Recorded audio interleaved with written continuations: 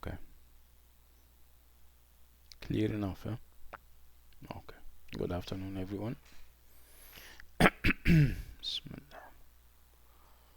Okay.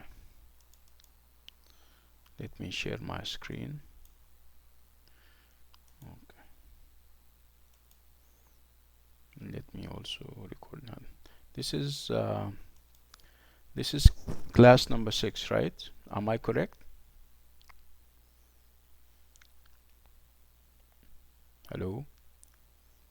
Is it 5 or 6? I'm asking you. Okay, good. So let's record the class. Okay.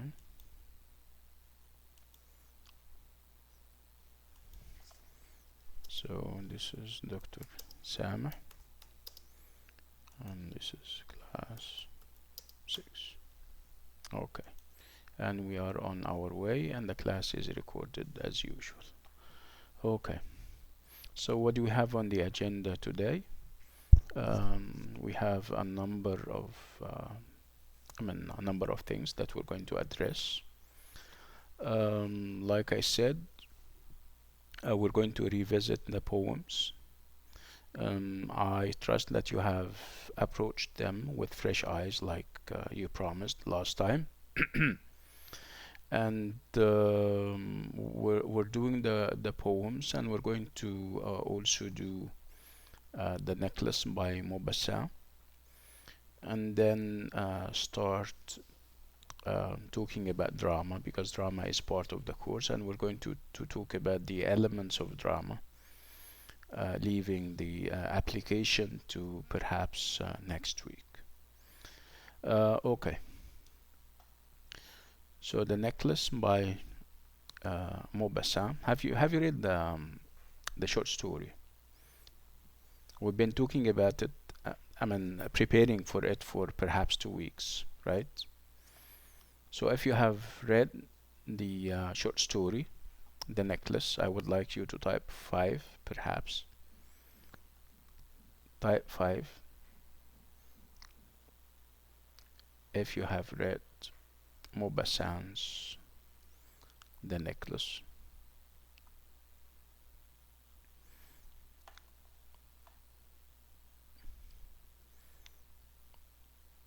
None of you read it? I'm not receiving any answers. Does it mean that none of you has read it? Isn't that strange? Please say something. Say no, we haven't. Or yes, we have. Or we did.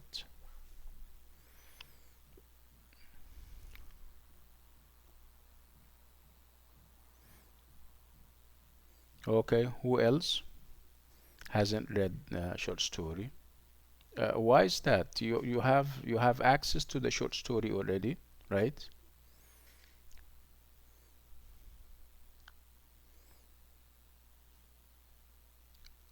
Why? Did I forget to tell you about it?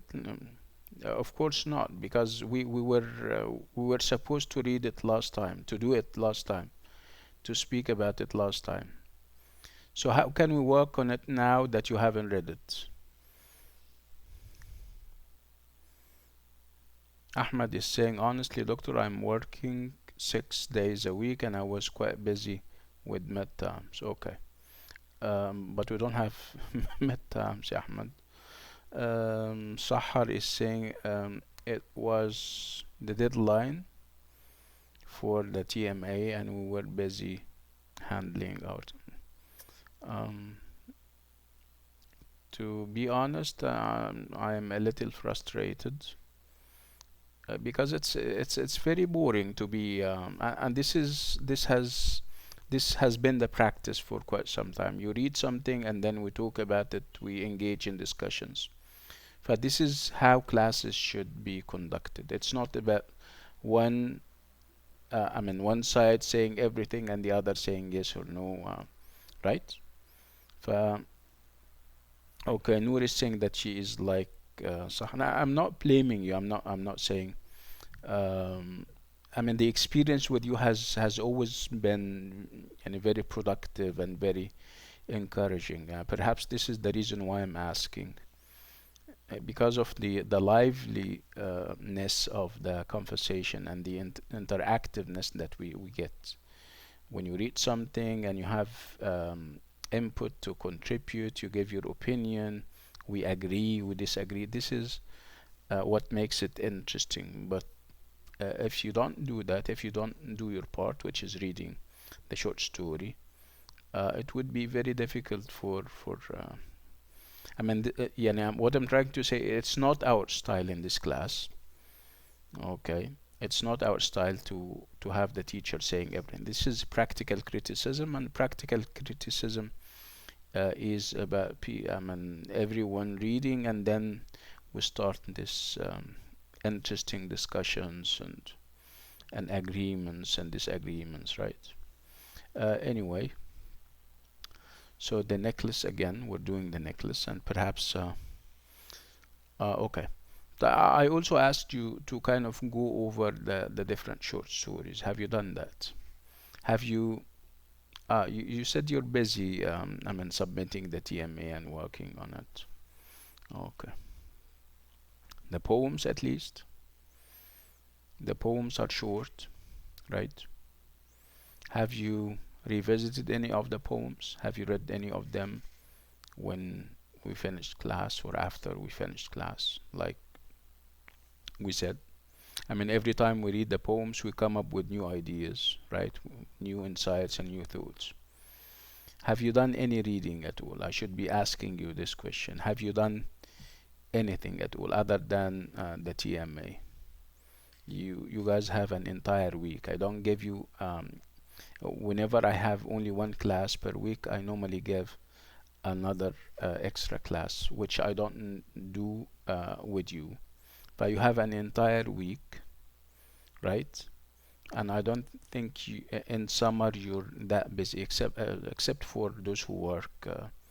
Ahmed said that he works and he's busy 6 days a week. You guys, I mean, let me, I mean, just tell me. Perhaps you work and I don't know. Yeah, I need to appreciate why you haven't done any work other than the TMA. And the TMA, you've been working on the TMA for the past month or so, right? Sahar is saying I work and I have E304. Yeah. Okay. Okay. So Sahar works, Ahmed works. How about the others?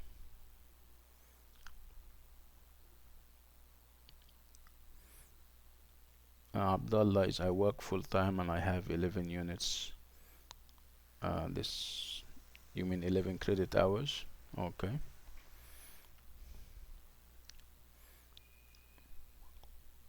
Okay. Okay. I don't like people using upper case letters. Using uppercase letters means that you perhaps is not happy with what I'm saying.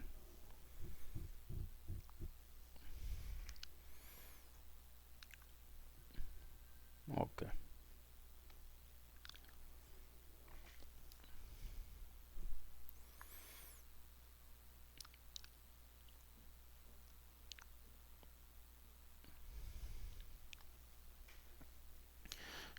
So I'm not going to spoil it. I'm not going to say everything. Uh, I don't want to spoil the pleasure that people normally get or receive when they read something for the first time. So I'm not going to spoil it for you. Uh, I'll wait until you have finished reading it. And we're going to have an extra class for this specific purpose. We're going to have an extra class this week so that I give you the opportunity to go and read it. And I'm going to start something else. I'm going to start drama. And then perhaps when we meet and during the extra class, you can give me your thoughts and ideas.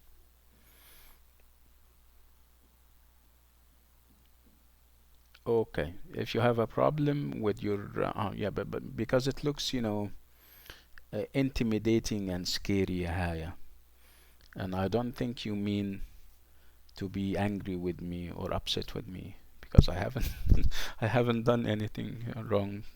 Yeah, as far as I remember. Yeah. Yes. Uh, okay, good.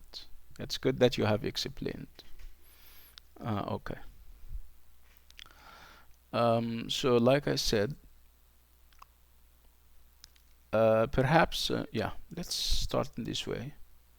I was preparing class and I thought this can be a good way of summing up our efforts in the short story area of the course. Okay. I'll give you perhaps 2 minutes to reflect on the short stories that we have done together, and then we take them one at a time. We're going to make some kind of inventory, um, the a short story inventory, if you like, where we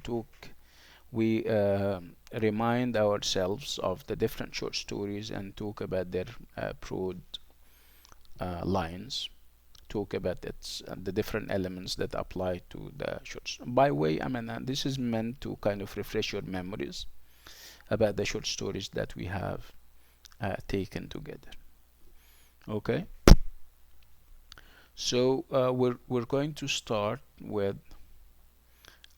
what was our first short story ever this semester. Remember?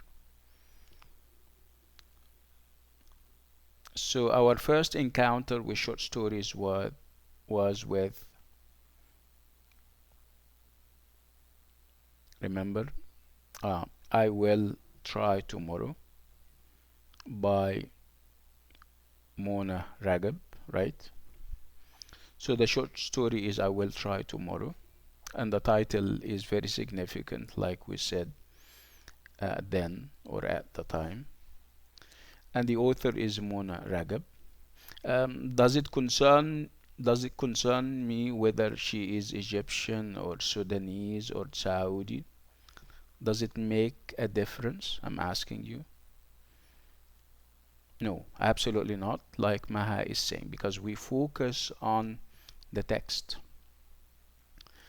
Our approach is textual analysis. Textual analysis means that you focus on the text and you try to avoid the biographical elements or the biographical approach which focuses on the author, right? We said that this may come at a later stage, but people normally start with the text, right? Okay, so the author is Mona Ragab. Let's talk about the narrator's type. Remember when we spoke about narrators, we said that you either have first person narrators or third person narrators, and between them you would have third person limited and third person omniscient and all these kinds of things. So the narrative type that we're having in I Will Try Tomorrow by Mona Ragab. Mona Ragab is first person narrator. Um, and we said that there is a number of benefits that you may get out of having a first person narrator, and you also have minuses. Okay, so what would be some of the downsides um, when we talk about first person narratives? What is bad about first person narrative?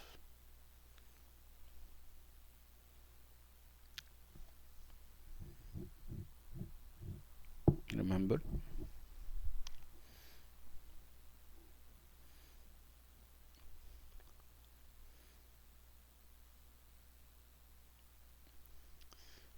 Maha is saying we only see the events from one angle of vision, which is the angle of vision of the first person narrator. So we don't have access to the minds of the other characters. We only see them through the perspective of the first person narrator.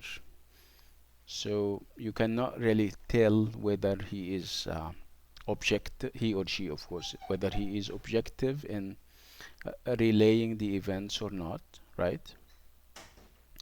Um, you don't know whether he is biased. He has perhaps we have a male narrator, and he talks about female characters, and he has misogynist views of women.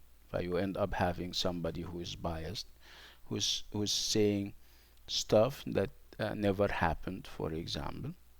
Okay, Abdullah al-Sarhani is saying if the first person is someone telling you his or her story, and second person is you being told how you should do something, then third person is more like a camera recording events.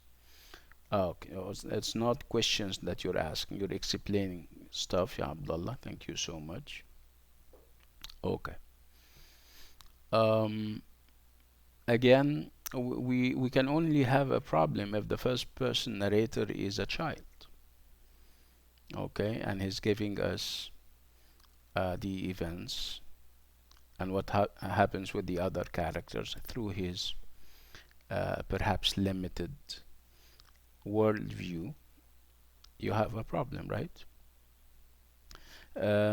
Sometimes you have the first person who happens to be unreliable because he or she is mad or deranged or mentally unstable. But this is also a problem, right? Okay. So let's talk about the characters in I Will Try Tomorrow. So typical of short stories, we have a limited number of characters, right? You still remember any of them? Or, I mean, they are, Haya is saying they are only three. Okay, Faiza is also sharing the sentiment. So we have only three characters. Okay, and who are they if you still remember them? Yes, okay. One main character, which happens to be the female narrator herself, and two minors. I mean, if we're talking about the the kids or the two kids of the narrator, right? Are they two or one? Yes, I think they are two, right? One of them is older than the other, right? Okay.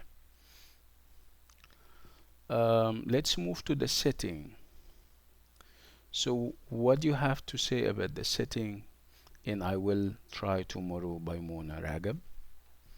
Remember when you spoke about settings? Settings are time and place, right? And also the atmosphere and the mood of the entire short story can be also a setting or an aspect of the setting. And we also, when we spoke about setting, we said that settings can be active, and in some short stories the setting can be considered a character in and of itself and in its own right. Okay, so Ala is saying in the morning, yeah, it's early morning, it's dawn to be more specific. Okay, and then this is the time aspect. It doesn't seem to us, it doesn't seem clear when we are in terms of months and in terms of years, right?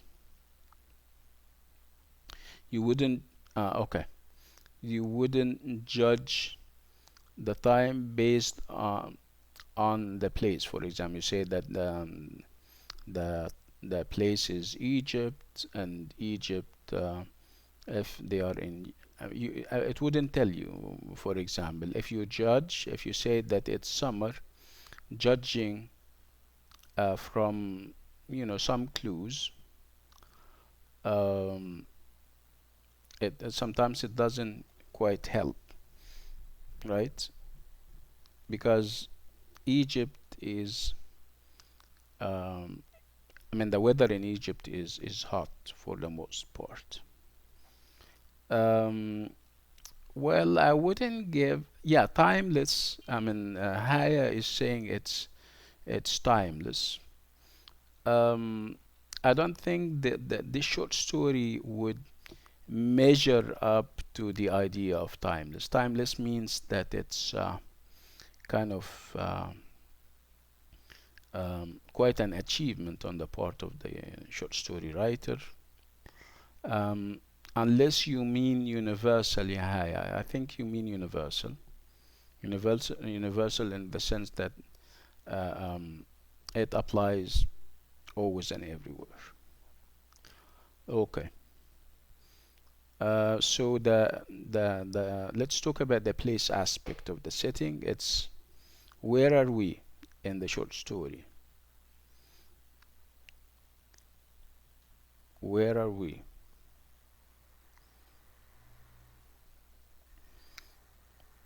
Remember, setting is about time and place. And he spoke about the time. Now we're moving to the place aspect of the setting. Okay. So it's I guess it's Egypt that we talk about. Okay. Is it direct? Does the first person narrator says that I am in Egypt? I am doing what I'm doing from Egypt? No, right? You have clues that told you that this is Egypt. And what were those clues, remember?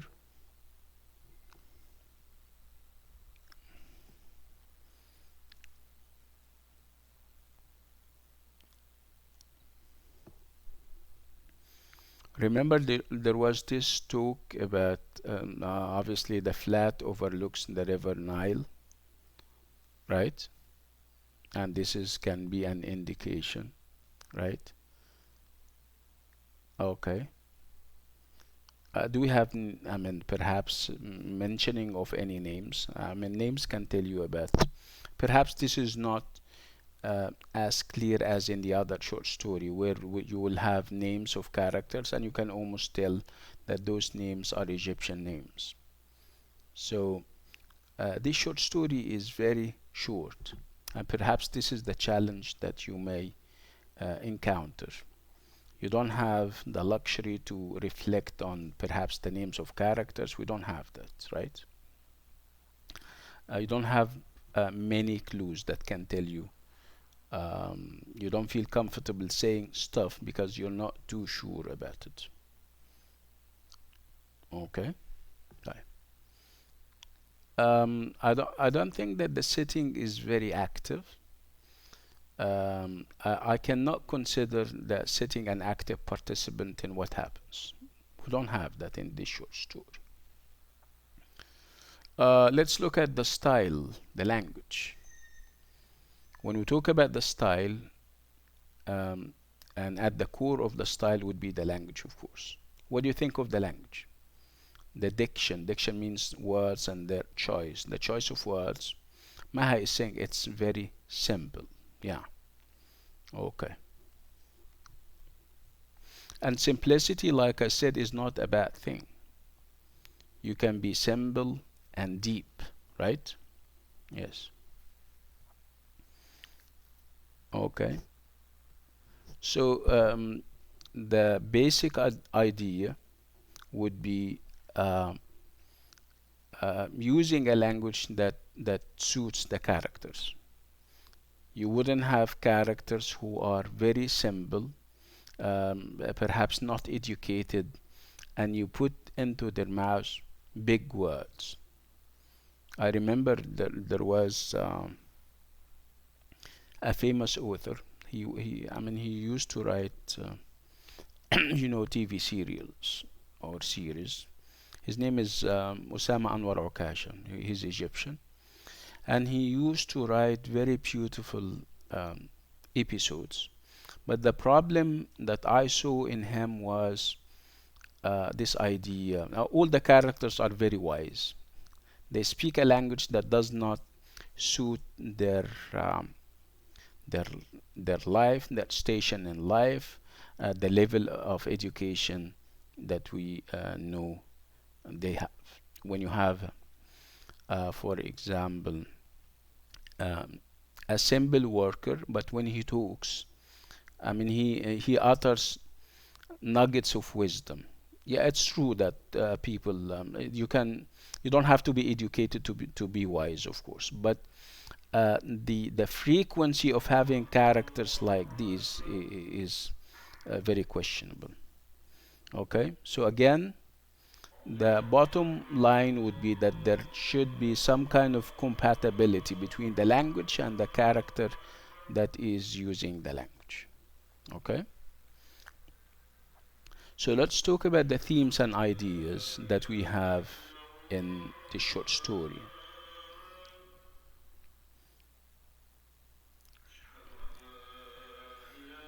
Themes and ideas. What is the dominant theme? Remember when we spoke about themes? Themes are the meaning that the short story is trying to communicate to us. And like I said, short stories, any work of art is has an agenda. And when I say an agenda, I don't mean the negative associations of the word agenda. I mean that there is a message of a sort, and the writer is trying to get this message across to us.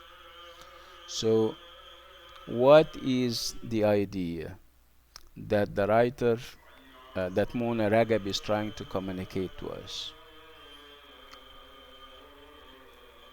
You normally have conflicts in short stories and other genres. Uh, I mean, literature is about clashes of ideas, is about conflicts. So Allah is saying a mother who sacrifices her wishes for her children. Yes. Okay, so you have a conflict between personal, wishes and personal desires and the obligations of society. She's a mother, she has duties, but she is also um, an individual, a human being who has wishes and needs, and she wants to fulfill those needs, but obviously society and its obligations and duties stands in the way, right? So those needs are not, let's say, biological needs, everyday needs. She is a writer. She has a talent, and she wants to kind of take it to the next level. Let me put it this way, with with the talent. But obviously, her duties as a mother and the expectations of society are serving as stumbling blocks. She cannot move. Every time she refrains to herself and she thinks that she has time to write and reflect, um, one of her kids perhaps calls out. She has to go and go about her house and cleaning up and do other stuff, right? Are you getting the idea? Okay. So, of all the short stories, is this one your favorite? Is this your favorite short story?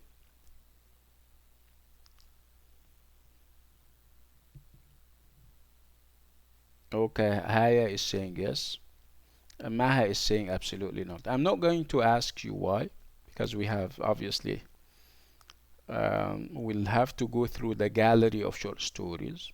Perhaps we can um, ask about why the favorite is your favorite. Perhaps we can talk about that later. Okay, so we're now done with I will uh, tomorrow. Let's move to the second short story, if you still remember. So the second short story that we did together, remember the name or the title of the short story?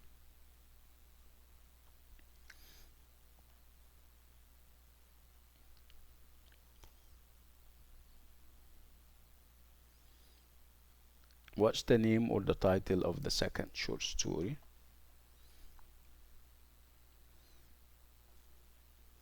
That beautiful undiscovered, that beautiful undiscovered voice. Yeah, like Maha and Haya are saying. That beautiful undiscovered voice by who is the author? Remember, who is the writer?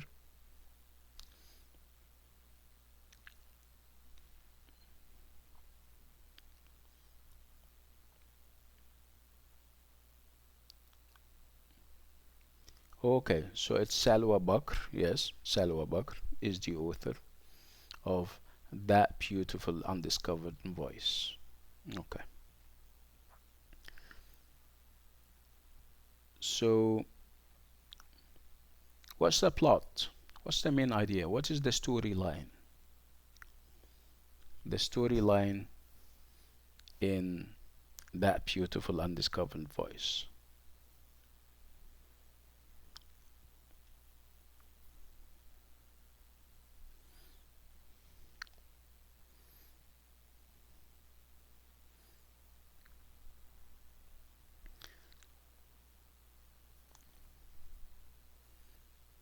I need one sentence that sums up the whole idea.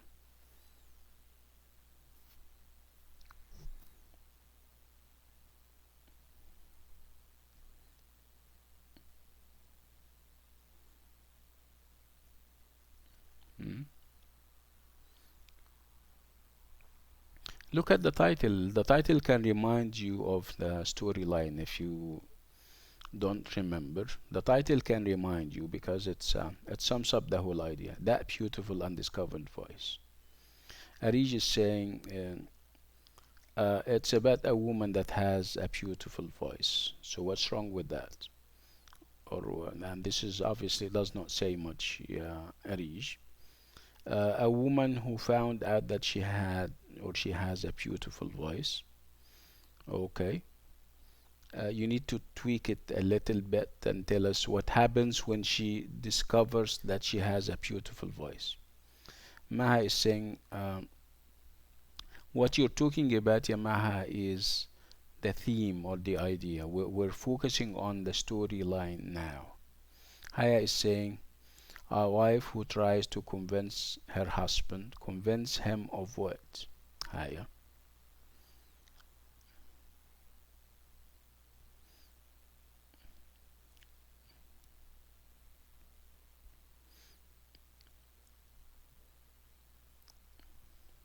You're trying to say that she's trying to convince him that she has uh, discovered that she has a beautiful voice, right?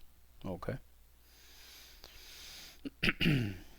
Okay, and what happens after that? What is the reaction? Would they take her seriously? Would they go with her to perhaps a professional musician that can help her, train her, or something? No. Yasmin is saying that she couldn't follow her dream to make a thing out of her beautiful voice. That's good. Okay. So obviously, the other members of the family and the other members of society are not going to take her very seriously, right? To the extent that where is she going to end up going to? They are going to take her where?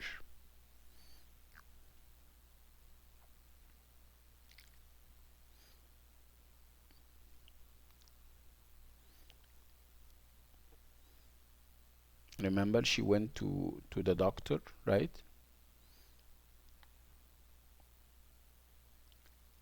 obviously this was meant to kind of test her perhaps mental abilities, right? Yeah, a psychologist. And what does this tell you about society and how he looks at women? Perhaps this is a little bit early, but this can be when we talk about ideas and themes. But it's okay. Okay, let's talk about the narrator. So, what kind of narrator do we have? Is it first person again, or third person, or what? Ah, third person. Okay. So, with third person narrators, we have access to the other characters' minds, and we get to know how they think, right? You feel more comfortable whenever you have this third person narrator, where you have, I mean, characters have equal opportunities, if you like, right? Okay. So it's third person narrative that we're having. Let's talk about the characters, the range of characters that we have. A limited range of characters or so many characters,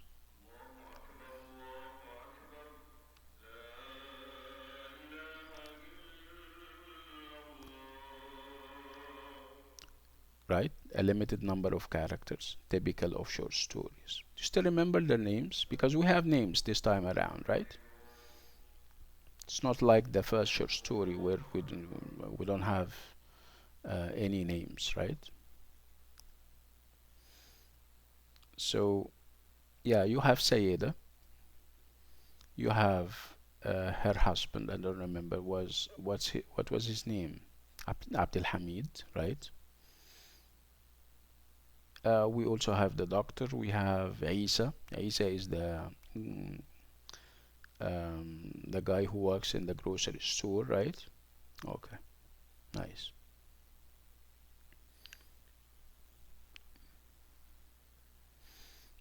Um, okay, in terms of character types, do we have, remember when we spoke about characters, we said that you can have flat or round characters.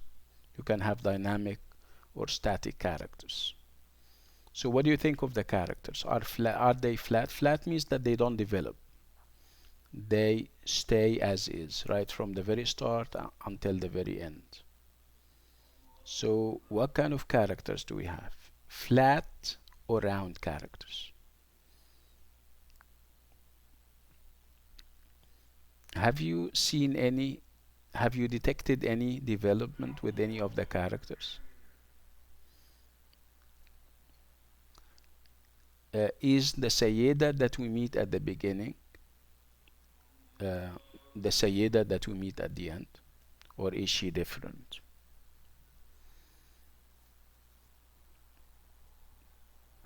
No capacity for change. Perhaps if Sayyida wouldn't have submitted to their wishes and bowed to their wishes, if Sayyida insisted on pursuing her dream, we would have said that Sayyida had or has this capacity for change and that she's dynamic, right? But I haven't seen any dynamism. She just resigned to her fate. They somehow convinced her that it was only a phantom or a fantasy that she was in, and she seems to have submitted and bowed to their wishes, right? Am I correct?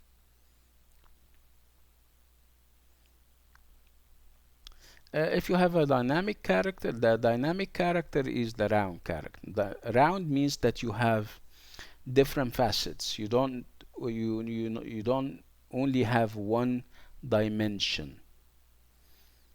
I mean, a character can exhibit good points, but at one point, because he or she is a human being, he can also exhibit some bad points, and you would be fine with that because this is human nature. No one is perfect, right?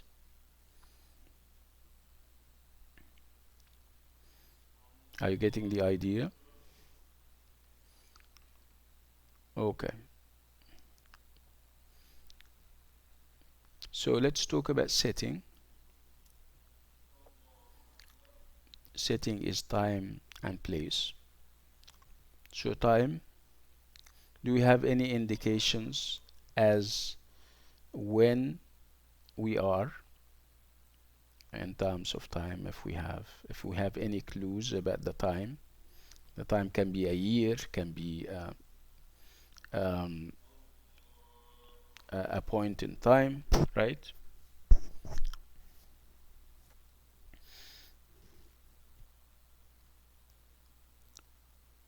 Do you think that you would tie it down to one particular season, or one um, a certain age, for example, a certain year?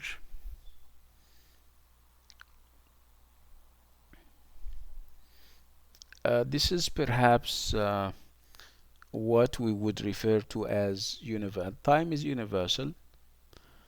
I mean, the short story may be rooted in Egypt at a certain time, but the idea that the short story projects and talks about is universal, always and everywhere.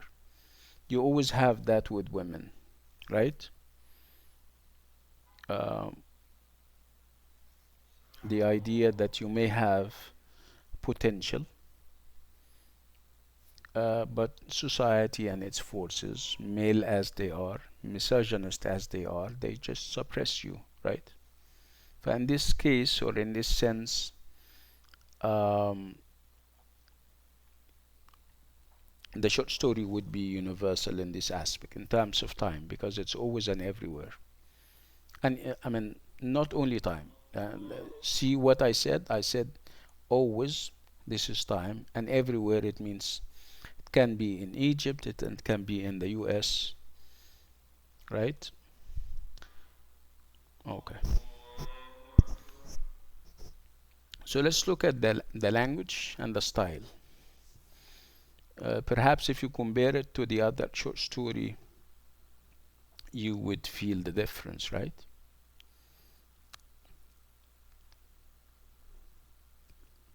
So the style here is what? Is it as simple as that of Mona Ragab's I Will Try Tomorrow? Yeah, more complicated, yes. Which is good or bad?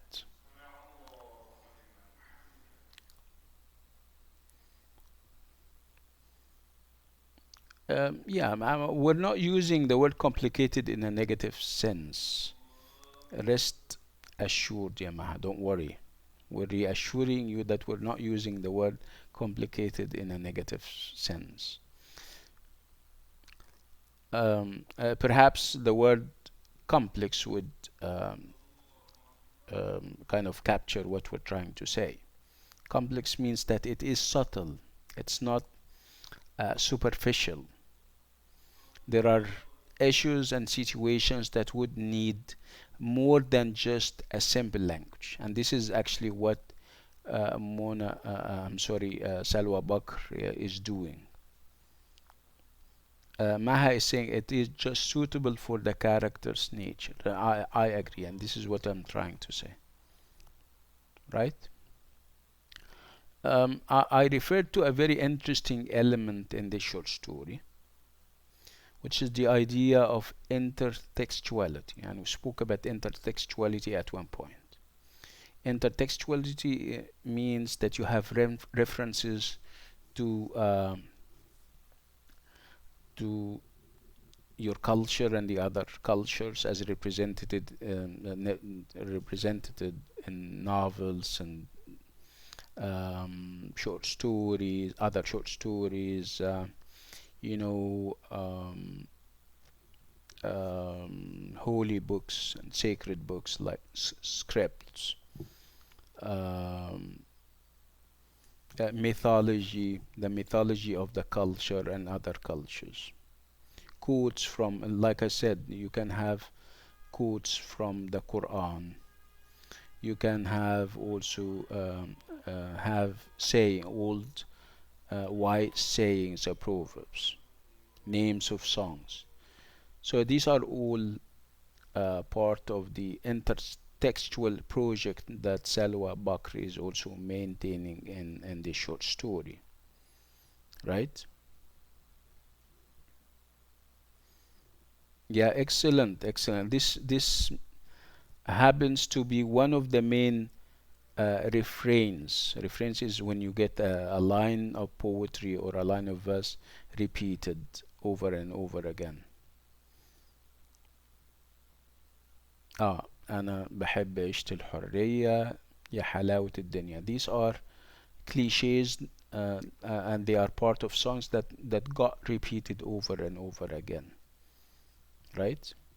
Which makes Salwa Bak's style more than just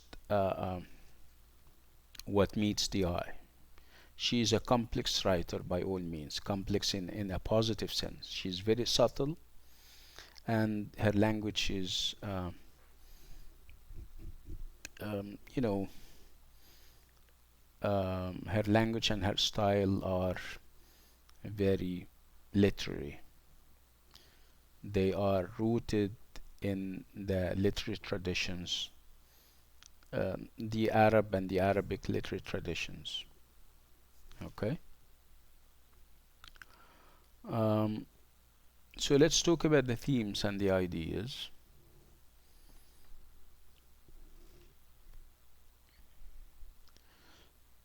So the main idea or the main theme, and somebody has started the conversation about this short story about just that. When I stopped her and I said, perhaps we can talk about it when we go to the idea of theme and ideas.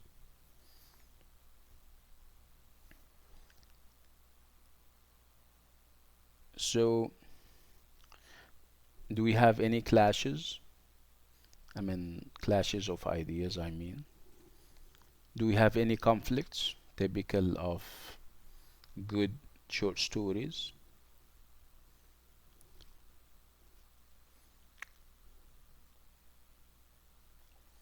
Hmm. You don't remember?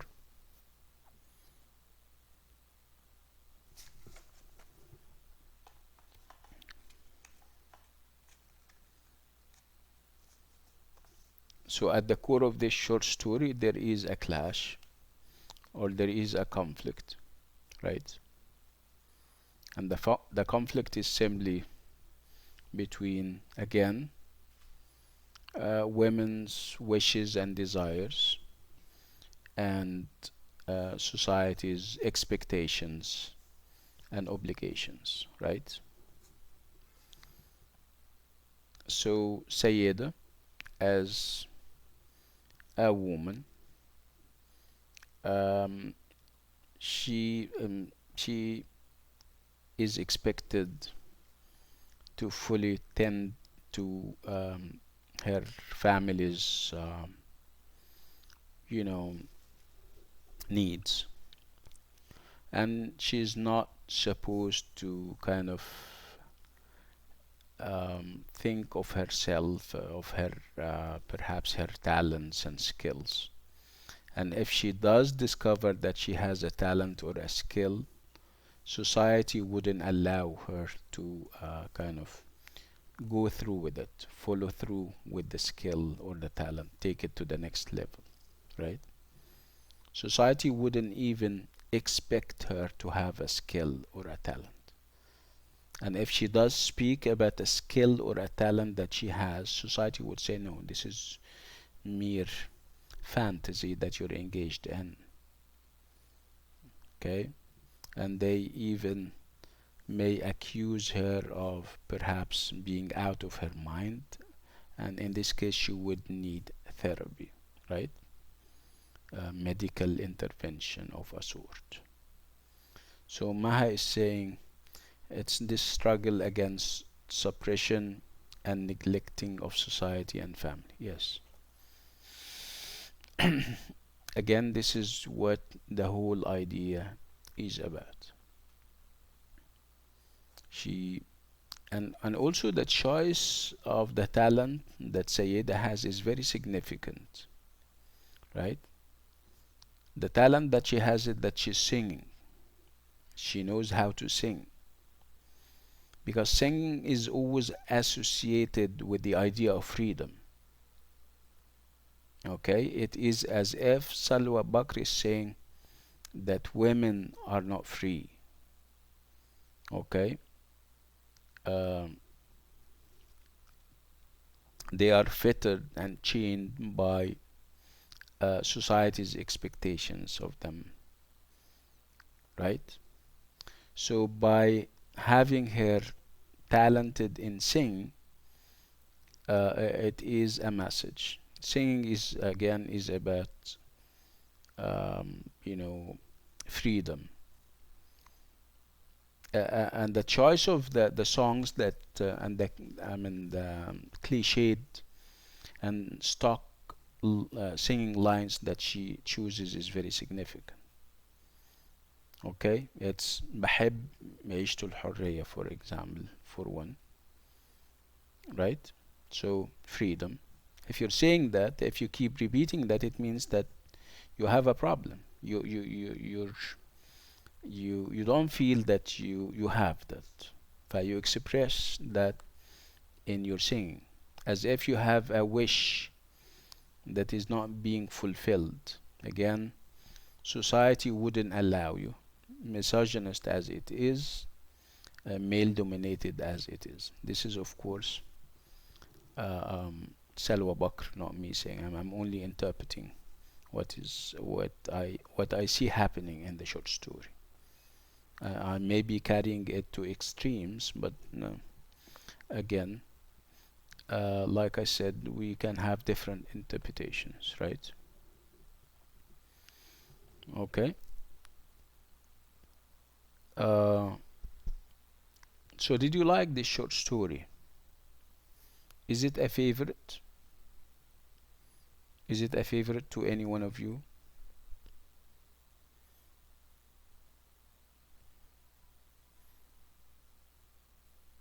Okay. طيب.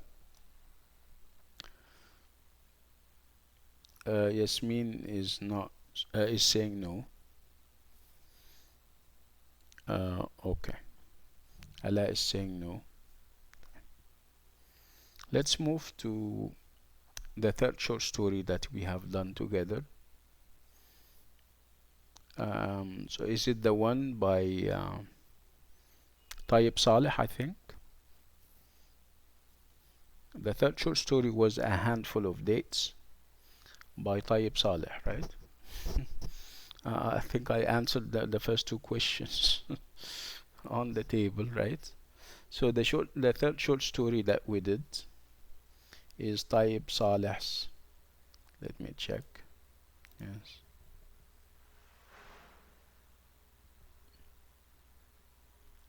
Yeah, A Handful of Dates by Tayyip Saleh. So A Handful of Dates by Tayyip Saleh is the third short story. So let's talk about the narrator's type, first person or third person, just to remember.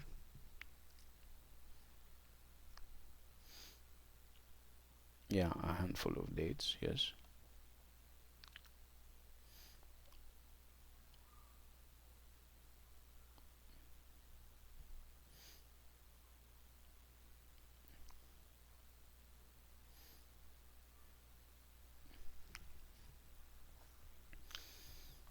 Just to remember whether it's a first or a third person narrative.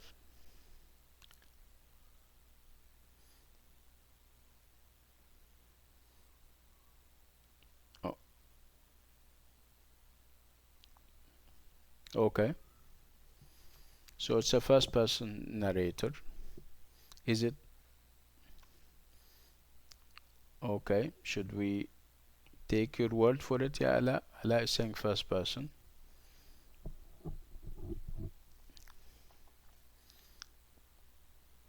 Maha and Yasmin are saying no. Maha, only Maha. Okay, so it's a first person narrator. Uh, and the narrative is told from the the vision or the angle of vision of a boy, right? And with this kind of narrative, we have limitations. And perhaps what sometimes makes it worse would be that you have a child or a boy uh, relating or relaying the story. Again, because in this case he wouldn't be very reliable. Even if he, sometimes you have the first person narrator a boy, but part of the narrative is done when he is an adult. Even though we still have those substantial periods in the narrative or points in the narrative when he was a child, unable to come up with the right assessments of events and characters. Okay, طيب. So let's talk about the characters. So a limited range of characters, typical of short stories. Maha is saying the writer was clever enough to discuss some thoughts through other characters as the narrator is a child. That's interesting. Okay, Maha. So let's talk about the characters.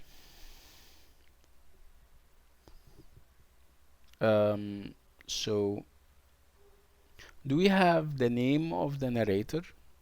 Did we get to know about his name? Obviously, no.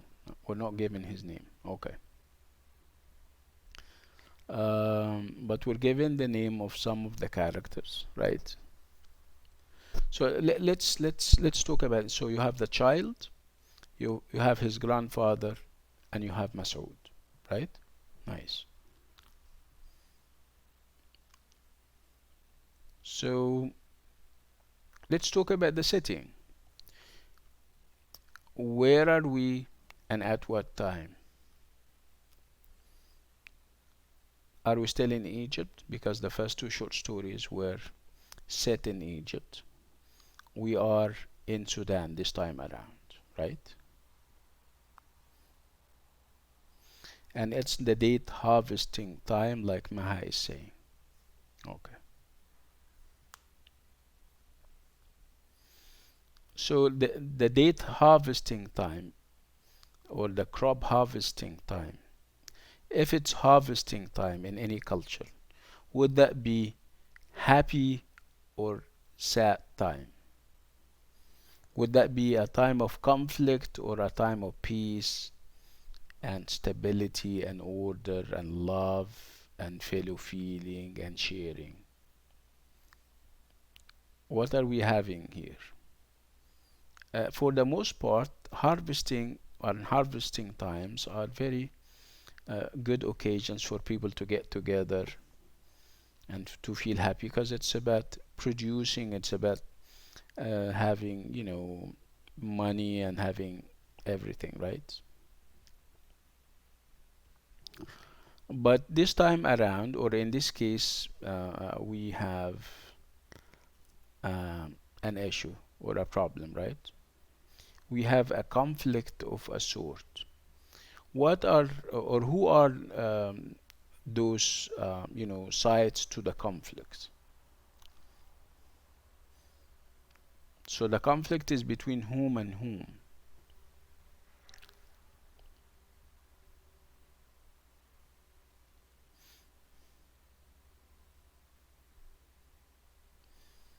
Mas'ud and the grandfather. Do you think Masoud is aware of this conflict? Masoud is part of this conflict. I mean, he wills it. He, I mean, he does stuff that would kind of sustain this conflict. No, like Maha is saying, not really. It's whom? It's whom who is finding justifications and excuses for this conflict to perhaps escalate. It's it's the grandfather, right?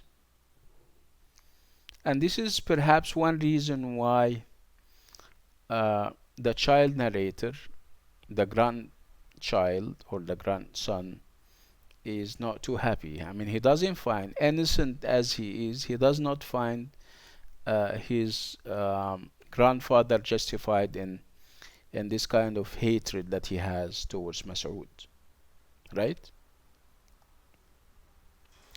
That's why at the end, for all the love that he has for his grandfather at the beginning, he ends up losing all admiration and perhaps respect for his grandfather, right? He doesn't find his grandfather justified in what he does towards Masoud, right?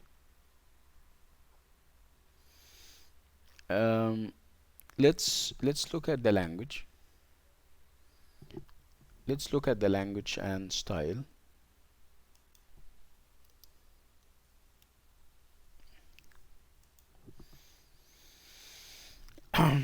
So, is it as complex as that of Salwa Bakr?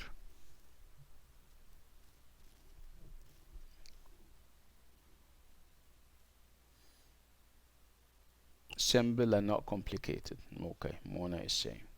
Simple as it should be for a boy narrating. Yes, that's good.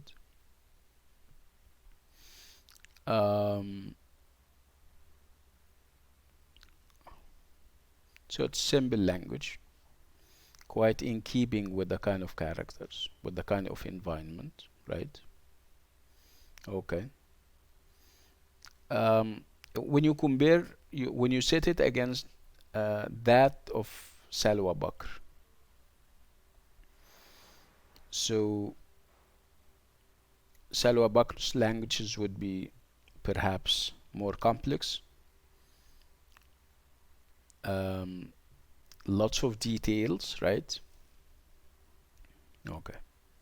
In Salwa Bakr's story, we are where? Are we indoors or outdoors? Salwa Bakr.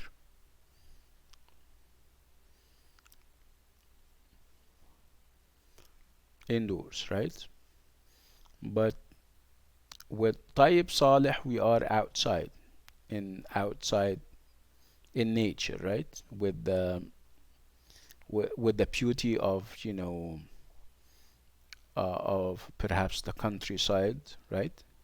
Yes, and it has such a soothing effect on our um, in us. I mean, normally when you have novels or short stories where the countryside and greenery at the background, you feel sweet sensations, right? So again, we spoke about the ideas in this short story, and we spoke about the conflict that and the clash that we're having between the grandfather and Masoud. And again, you would also talk about, you know, that your our grandparents and people who are older than ourselves are not always right, right? You may be respecting them because of the blood that because they are blood relations, because they are your parents, but you still need to remember that they are also human beings, and they are likely to make errors and mistakes. Okay, so you shouldn't take whatever they say for granted. You should have a mind of your own, and you filter stuff. And this is what the child narrator is doing, right? He loves his grandfather. He considers him a role model, but he doesn't find it in his heart to also inherit the hatred and the jealousy that he has towards Masoud. He doesn't see Masoud, doing anything wrong when it comes to treating his grandfather. Okay, so again, um, the message would be about warning you against taking stuff for granted, accepting things as they are because they simply come from somebody that you trust, right? You need to question and challenge um, things. This seems to be the idea.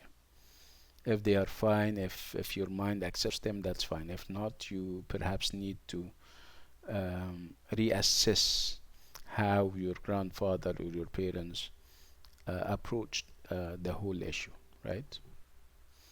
This seems to be one of the ideas that Taib Saleh is trying to promote, among others, of course. So, is it a favorite of the gallery of short stories? You find this a favorite?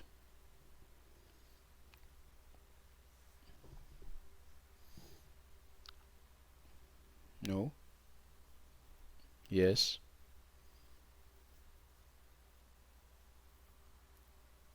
Okay. So let's move to the fourth short story. And the fourth short story is also from Africa, and it is by Chinua Achebe. Chinua Achebe is an African writer, but he is not Arab like Tayyip Saleh. He is Nigerian. Okay, he is also known for one of the classics, now African classics and world classics. It's called Things Fall Apart. It's a very nice and a very engaging novel, and I would advise you to read it whenever you can afford the time. Again, what is the short story that we have for Ashebi? Remember?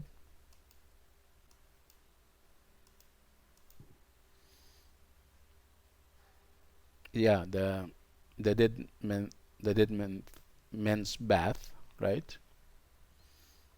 Dead Man's Bath by Chinua Achebe. Dead Man's Bath. Okay. So let's talk about the narrator. So the narrator here is first or third person?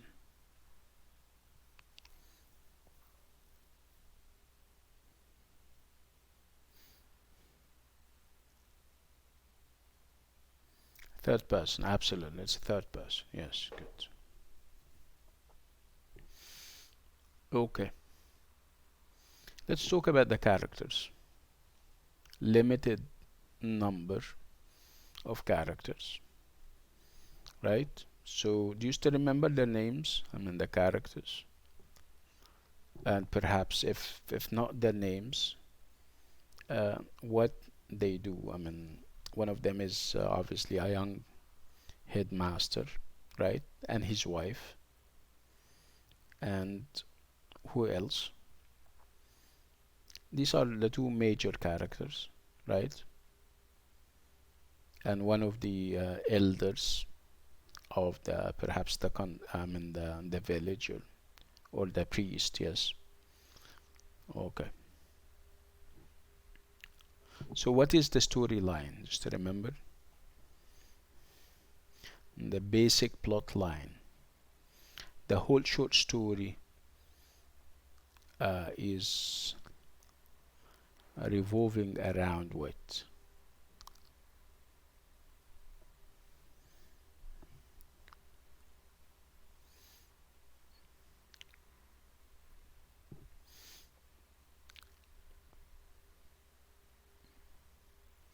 Maha is saying it's about a motivated young man who is trying to make a change.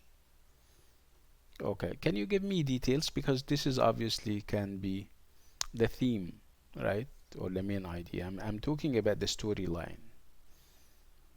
You may want to tell me, for example, that a young school teacher got appointed a headmaster of a school somewhere rural, somewhere perhaps primitive, and he has hopes, high hopes and great expectations, right? He would like to make a change, right? And tell me what happens, okay, when he goes to the school and he starts to kind of uh, put everything in its right place and effecting the change that he has in mind. And somehow he finds that there is a path uh, um, within the school that connects the country to the graves, right? Okay, somehow he wants to kind of change the course of this kind of path to kind of have it move beyond the school. And this is something that the villagers are not going to accept, right? Their priest would come over to this young man and asks him to kind of relent and keep the bath as is, because this might be considered an insulting, that would be insulting to their dead ancestors. Obviously the school headmaster, this young man, is not going to take them very seriously, and is going to make light and is going to mock their perhaps traditions, and he would say that these are things of the past that shouldn't exist and stuff like that. And the next thing you know is perhaps after a number of days, when they go to school, they find the whole school perhaps destroyed and its facilities destroyed and demolished. And this was taken to be the acts of the villagers.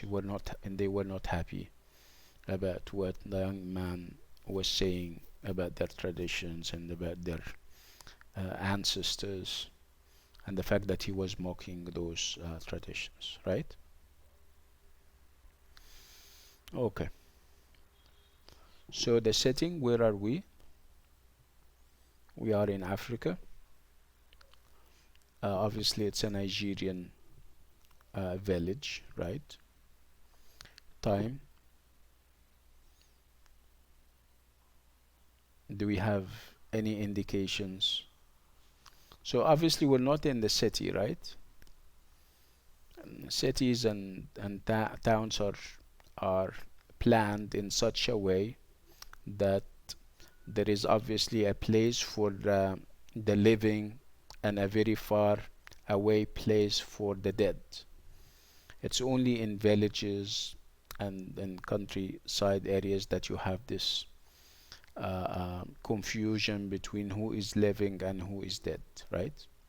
And this is actually a part of the conventions and traditions of certain countries and cultures. They would like to kind of stay close to their dead people, their dead ancestors, because they perhaps get inspiration by them, or from them, they feel empowered if they are around.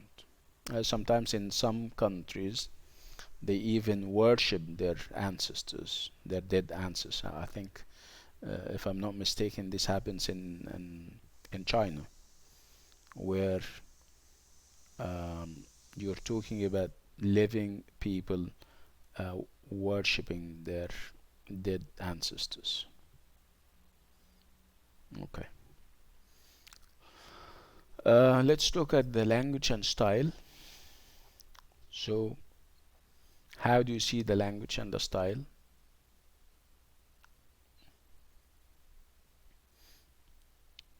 Easy, complicated, compatible to the people or the characters? What do you think?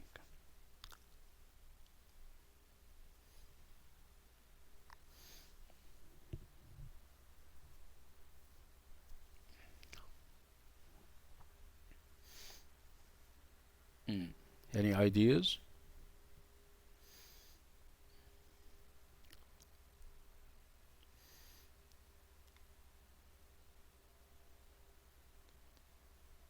Hello.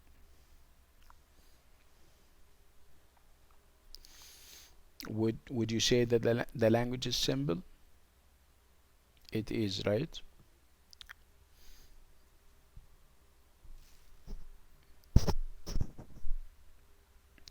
So let's talk about the themes and ideas.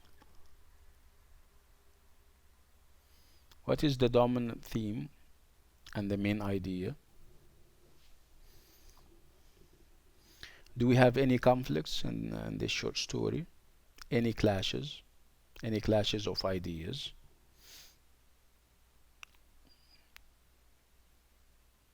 Yeah, of course.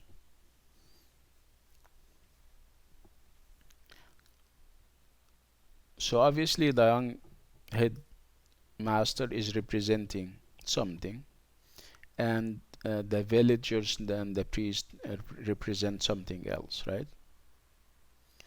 So Dima is saying, um, always keep an open mind when dealing with different and new cultures. Okay. And Maha is saying there is a conflict between modernity and conventions, right? So modernity as represented by the young headmaster, and conventions would be the whole village, and on top of them would be the priest, right? Okay. So it's not about the clash or the conflict. Obviously, it's about how to approach this kind of conflict. Okay. Obviously, you can have liberal ideas and liberal thoughts, and you wouldn't be too happy about old, backward ideas, right?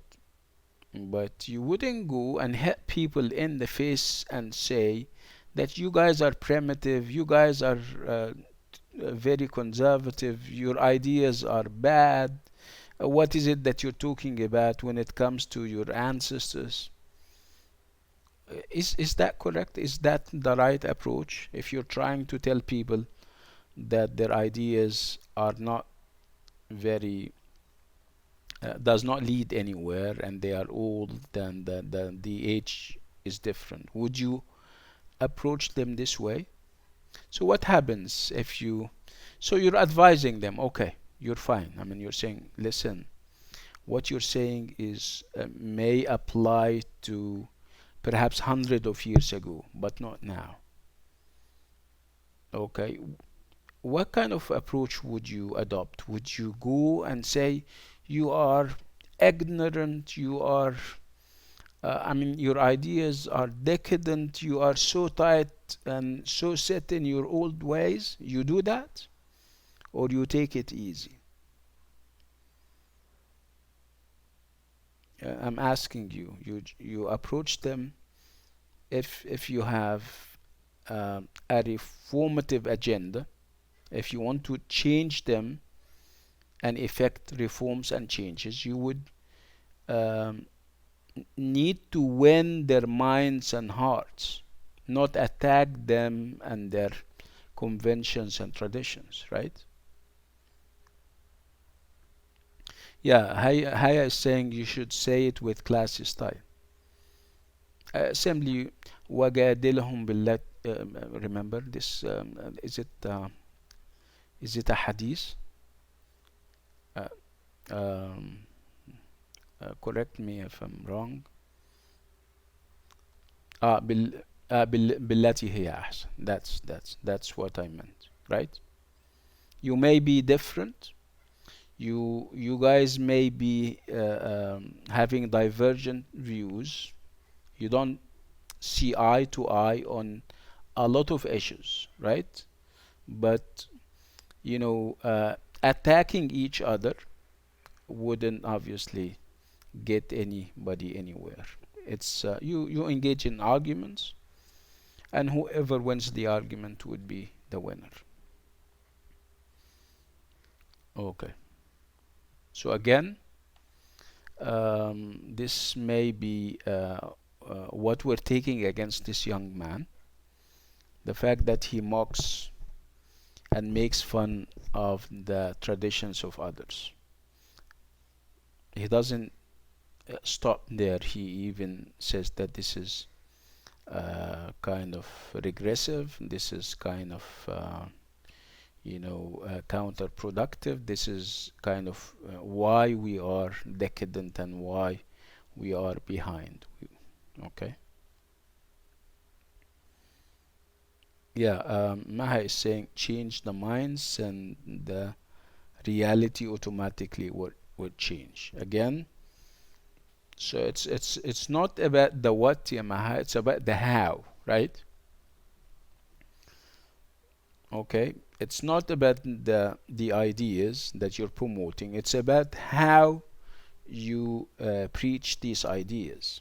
It's how you speak about them, right? If you present them in a nice way, if you're respectful, and if you're honoring the traditions and the orthodoxies of others, okay, you get their admiration and they may be convinced with your views.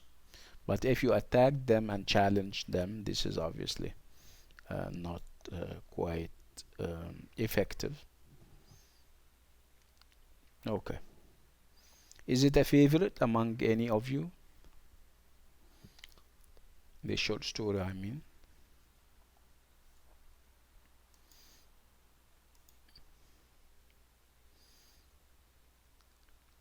Okay. Like I said, the necklace will be, we might have an extra class this week so that we can exclusively discuss the necklace. Remind me to set a time for the extra class. Now I'm going to go to the elements of drama, like I said. And next time when we meet, we're going to do a play by the name of Trifles by Susan Glaspell. Okay. So how much do you know about drama? And what are the elements of drama? So it is drama, and sometimes it goes by plays, right? Remember when we spoke about literature, we spoke about its different genres, and drama happens to be one of those genres. So you have drama, short stories, novels, poetry, right? So these are the different elements of literature, the different types. We have done poetry, and we have also done short stories, and short stories here would represent short stories and novels, because if you consider novels a macrocosm, you would consider short stories a microcosm.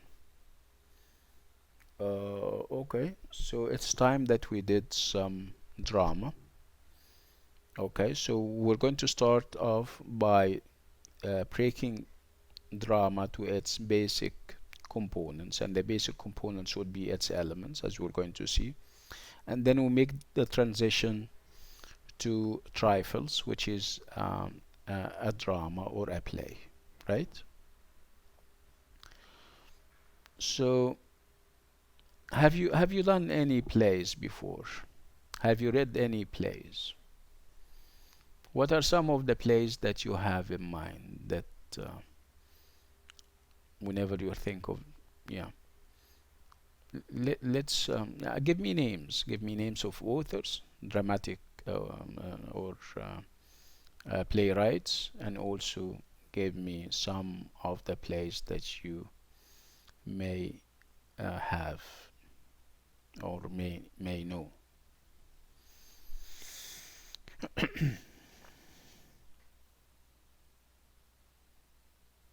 Yeah, that's interesting, Emma. Saad, Saadallah Wanus, yes, that's interesting. Najwa is saying Dr. Faustus. Obviously, it's a play by Marlowe. Yes, me and Dr. Faustus was the last one. You did Dr. Faustus, right? By Marlowe, right? The Merchant of Venice, like Haya is saying. Yeah, تاجر البندقية. Okay, good. Nice. So what's the difference, if any, between a drama and a short story? Let's focus on. You've been doing short stories for quite some time. You know the structure and the format of the short story. If you set it against a play or a drama, what would you say? What's the difference? Why don't we call short stories and drama short stories, or short stories and drama only? What are the basic distinctions, if any?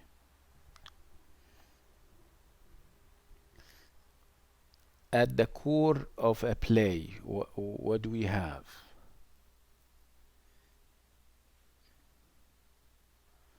Nagwa is saying drama includes too many details, which I don't agree with. Yeah, Najwa.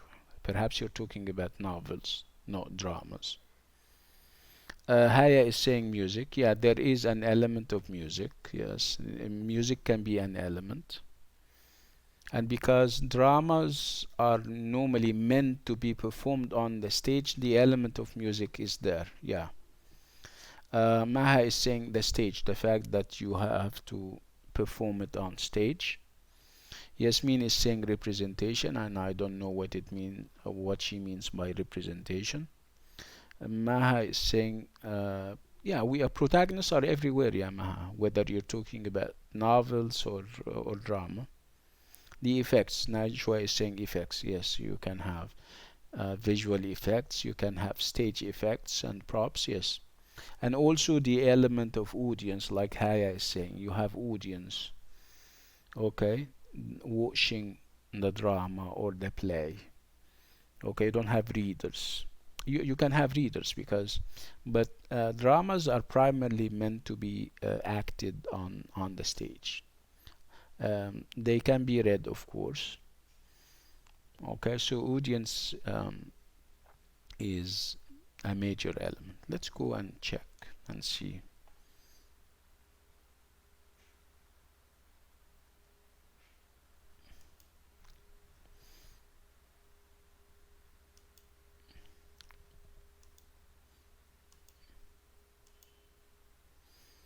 Okay, so the elements, can you see that? So the elements of drama, you have theme, of course, ideas that the dramatist is trying to get across to us as members of the audience or readers. You have a plot, you have characters, you have dialogue, and a lot more. These are the basic things. So again, can you see that? So you have characters, you have plot, you have dialogue, you have music, you have stagecraft, you have direction, right? Of course, you have, like we said, you have theme or themes, ideas.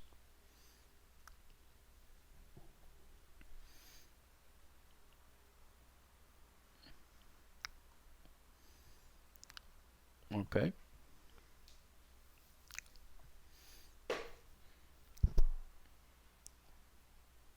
is that clear? Right. Let's talk about the history of drama or playwriting. So when we talk about the history of plays, we would go as far back as the ancient Greeks. We're talking about perhaps 4,000 years back in time, where perhaps prior to that even.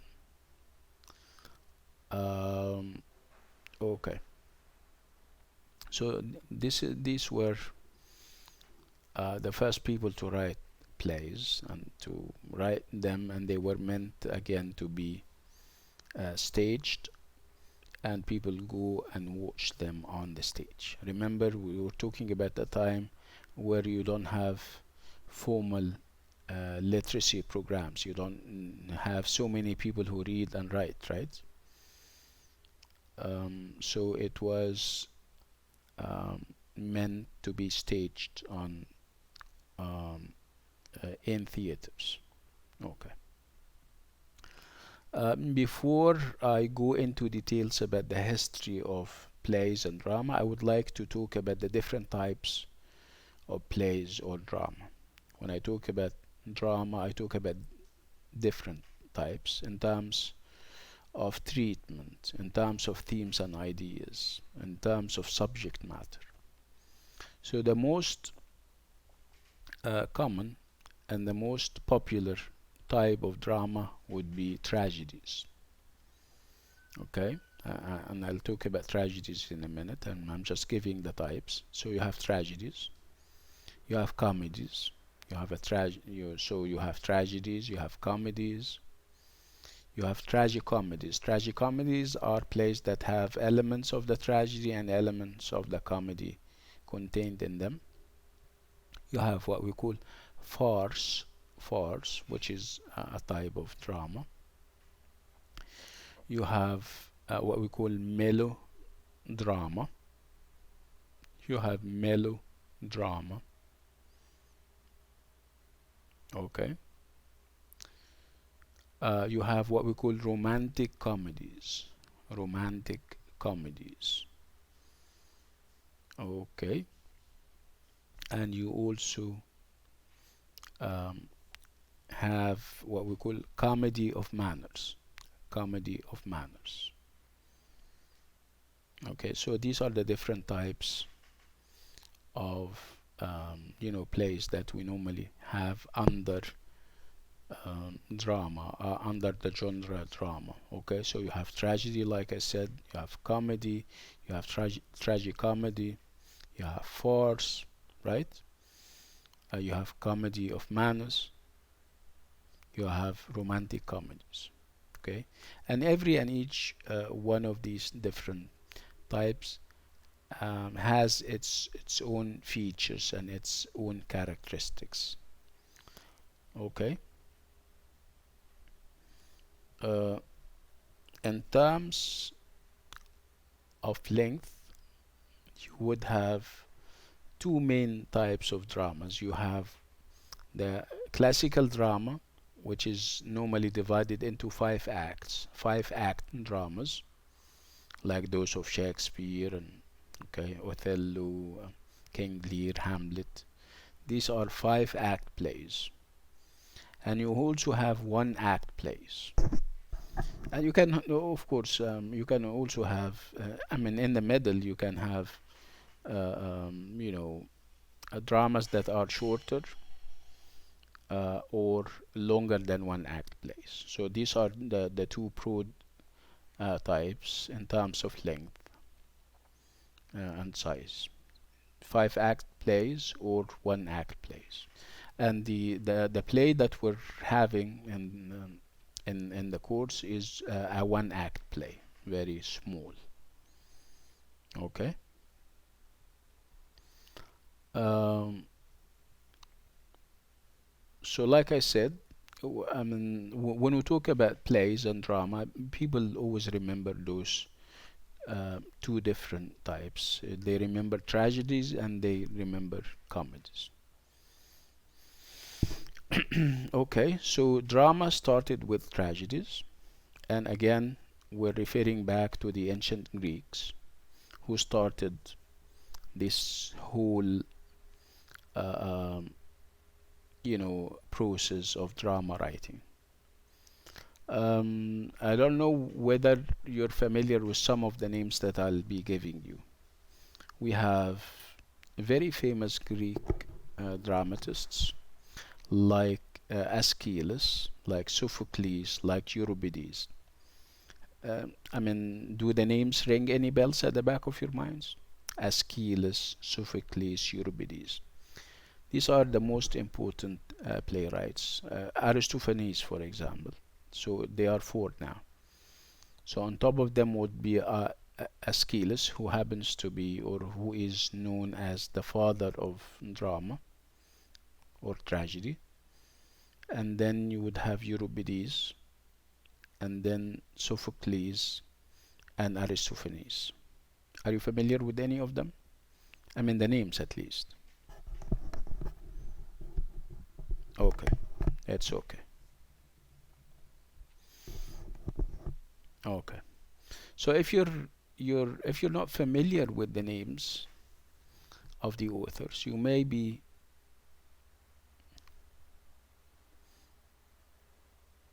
I'm not sure I understand.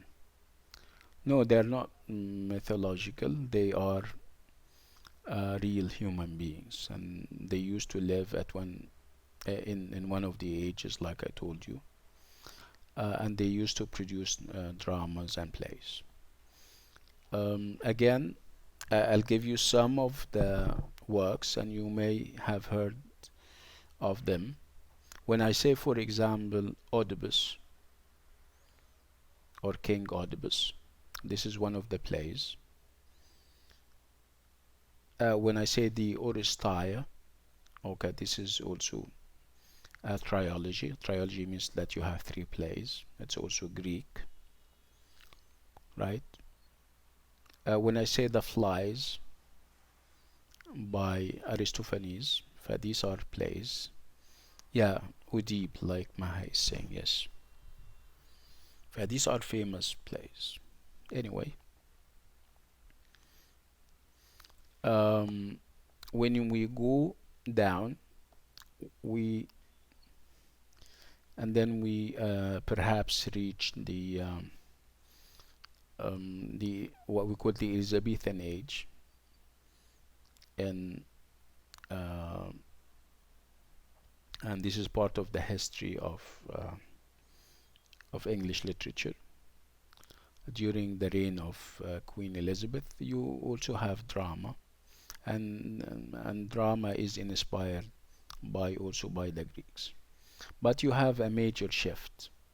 When I talk about the Elizabethan age, I talk about Shakespeare, and Shakespeare is a dramatist, is a playwright. Okay, and he wrote, is it 37 or 27? 37 plays, and some of them are very famous, right?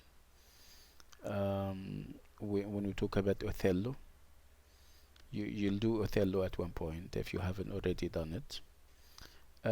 King Lear, Hamlet, As You Like It. So these are all plays by Shakespeare, and they are very famous.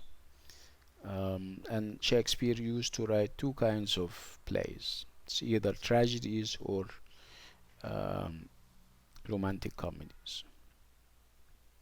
Okay. Anyway, so these are plays that you go to. You go to the stage or you go to the theater and watch them. They are meant primarily to be watched on the stage.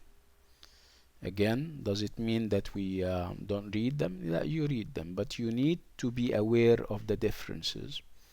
Watching is obviously different from reading, and acting, having them acted on the stage would be a different experience from reading them on um, um, in a book. One of the basic differences would be that if a play is staged in a theater, is performed on a stage, you are likely to have more than one author. You would have the writer of the play himself, and you also have the director who may have his own interpretations of the text. He may have to alter things that are not in the original text so that it can suit his dramatic vision, how he sees stuff on the stage, right? Um, in If you have a text and you're reading it, so we don't have that. You normally have the author and you. You can be also an author because you can come up with your own interpretation, but you don't have a stage where you can have actors perform your vision, right? Okay. Um, One of the basic distinctions between drama and non-drama and short stories, for example, would be the idea of dialogue. The fact that dramas and plays are about conversations that people have, long or short exchanges and transactions. Transactions, I mean dialogues, whether those dialogues are long or short. So what is it that you have in a drama? You have a dialogue. Two characters engaging in a conversation. It's I and you, right? So for the most part in a play, you have those dialogues. Okay. You sometimes have what we call soliloquies. A soliloquy is when you have one of the characters, normally a major character, having part of the stage for himself, and he talks to himself. He talks to himself out loud. Why would he talk to himself? Because he is important and you need to know what he has in mind in terms of planning and scheming. This is actually what they do right now, for example. I have seen it in many movies nowadays. When, for example, a character is texting another character, right? So how can you see the text if the character is reading the text? You normally have something where the text is shown to you. Are you getting the idea? So in the past, when the dramatist wants to show you and tell you what this character has in mind, you don't know. You cannot get into his mind and check what he has. He normally has this character taking the stage for himself and then starts to talk to himself. So by talking to himself, you as a member of the audience get to know what he thinks of. Yeah, it's like engaging, like Maha is saying, like engaging in a monologue. Yes, we call it a soliloquy. Okay, good. So these are the different speaking modes that we have in a play. You either have conversations, long or short, or you have monologues and soliloquies. Okay.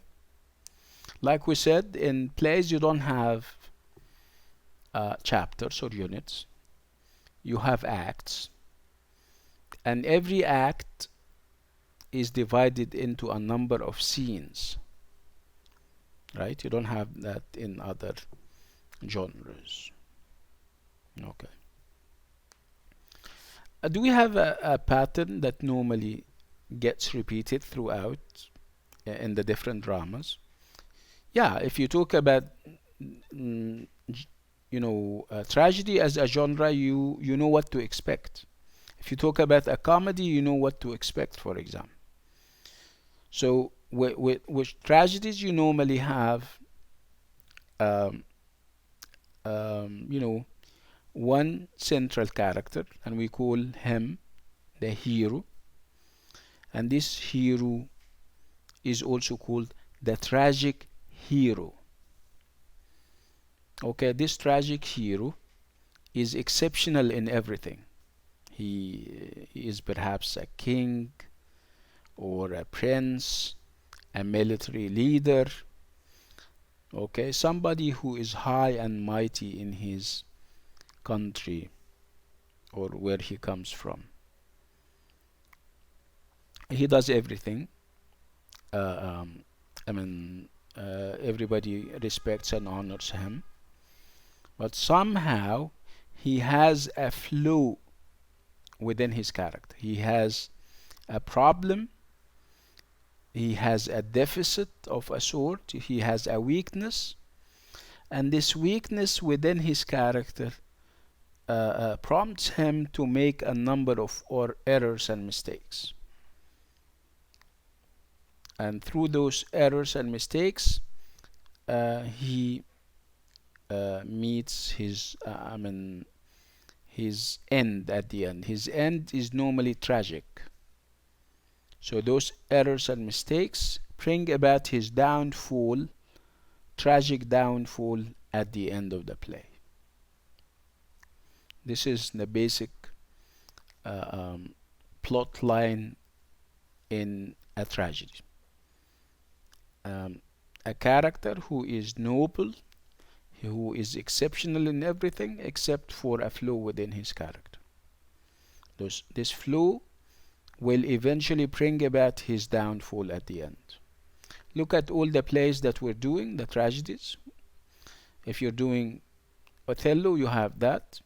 If you have done Dr. Faustus, you also have that, right? We have also in A230A, you have the Duchess of Malfi, and you have that. Except for the fact that the Duchess of Malfi, you don't have a tragic hero, you have a tragic heroine, a female tragic hero who also is perfect in everything except for a flaw within her character, and this flaw would bring about his downfall at the end.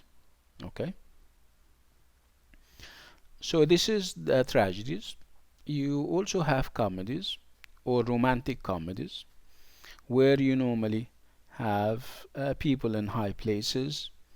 They fall in love with each other, but somehow there are impediments to this love. There are obstacles that they meet. Perhaps their families don't accept this kind of marriage. Perhaps she is higher in him in position or status. Somehow they cannot get married. But unlike in tragedies where it's you reach a dead end, in comedies there is room for hope. Okay, where the two lovers get reconciled at the end and they get married. They eventually get married. Look at as you like it. Look at the other Shakespearean dramas or comedies where the dramatist at the end of the play insists on having a happy ending, which is obviously different from tragedies. Okay, um, these are we'll talk more about drama um, and plays, and we're going to implement and apply all these elements and all these ideas in the play that we have. The play that we have is Trifles, um, and it's an interesting one act play, as you're going to see. Okay, I think we'll need an extra class. Okay, So before I forget, whether we need an extra class or not, we need to kind of talk about what I expect from you next time. So I expect you to read Maupassant's The Necklace. You have to read it. You have to kind of come up with ideas. And you also need to read The Trifles. The Trifles, by the way, is not long. It's a one act play. Okay, and while reading them, I would like you to kind of take down notes, underline whatever you think is worthy of underlining.